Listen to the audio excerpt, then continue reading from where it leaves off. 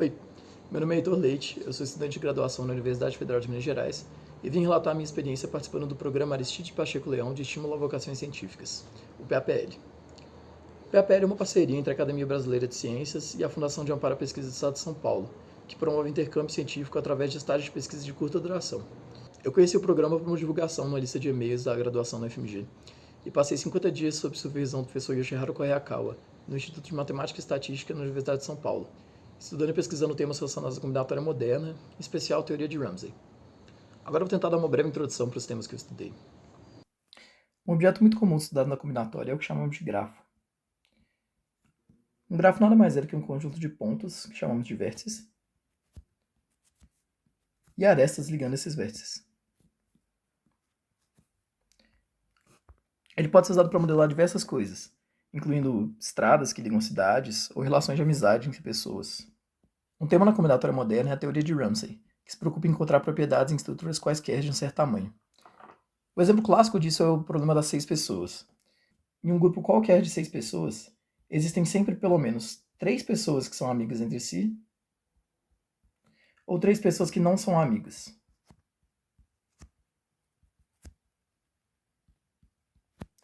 Isso vale para qualquer grupo possível de 6 pessoas, não importa quem você escolha.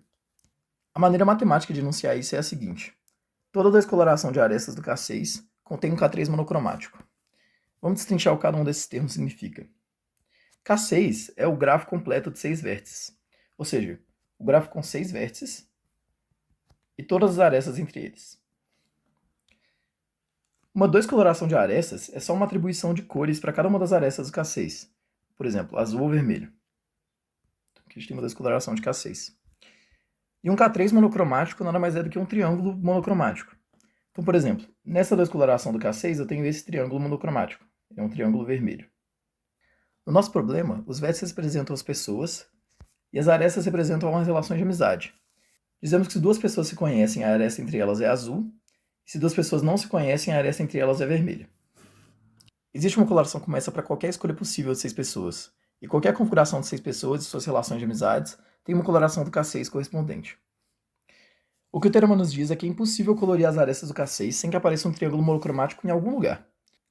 Por exemplo, eu posso tentar me livrar desse triângulo trocando a cor dessa aresta para azul, mas eu ainda tenho um outro triângulo vermelho aqui. Se eu tentar me livrar desse triângulo vermelho também, vai acabar aparecendo um triângulo azul. E é impossível colorir as arestas do K6 com 2 cores de maneira que não apareça um triângulo monocromático. Esse resultado não é trivial, porque se tivéssemos apenas 5 vértices, era possível colorir de maneira que não aparecesse um triângulo monocromático. Esse aqui é um exemplo. Uma coloração do K5 em que não tem nenhum triângulo da mesma cor. Assim como esse, vários outros problemas podem ser modelados naturalmente, como coloração de arestas em um grafo ou em alguma outra estrutura combinatória. Resultados em teoria de Ramsey como problema das 6 pessoas são interessantes porque eles nos garantem que alguma estrutura, no nosso caso um triângulo, garantidamente aparece se considerarmos um tamanho grande o suficiente. Nesse caso, pelo menos 6 vértices. Dado 2 grafos G e H, se toda coloração de G contém uma cópia monocromática de H, a gente diz que G flecha H.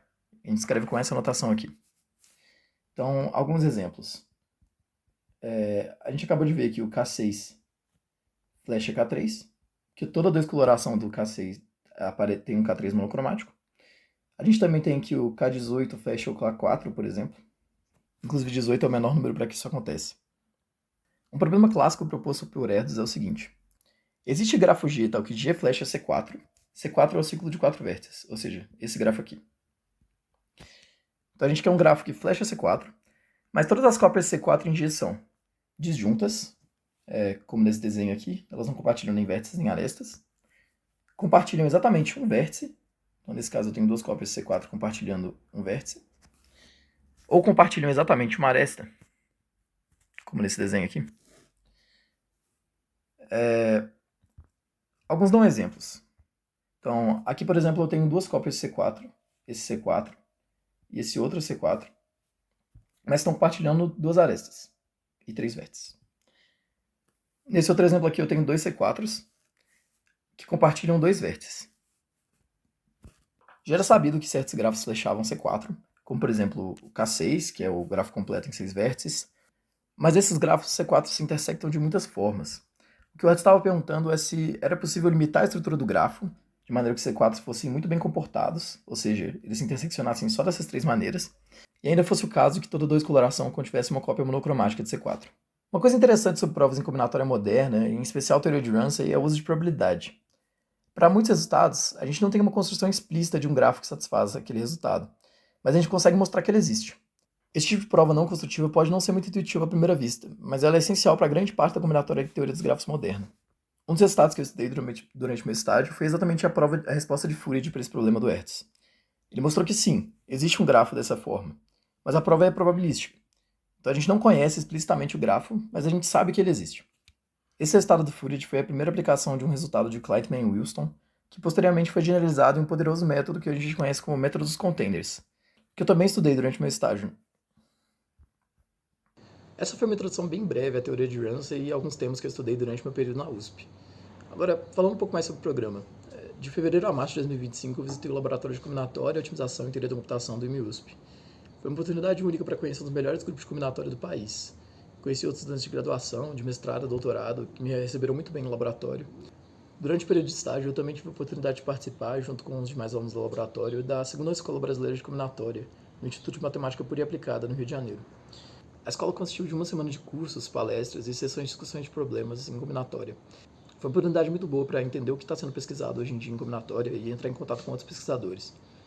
Por 50 dias nas férias, eu pude experienciar um pouco a vida na USP, fazer novos amigos e ter contato com pesquisa em combinatória, que é um tema que sempre me interessou muito. O PAPL é realmente uma oportunidade única e muito enriquecedora para alunos da graduação, e eu recomendo fortemente a participação.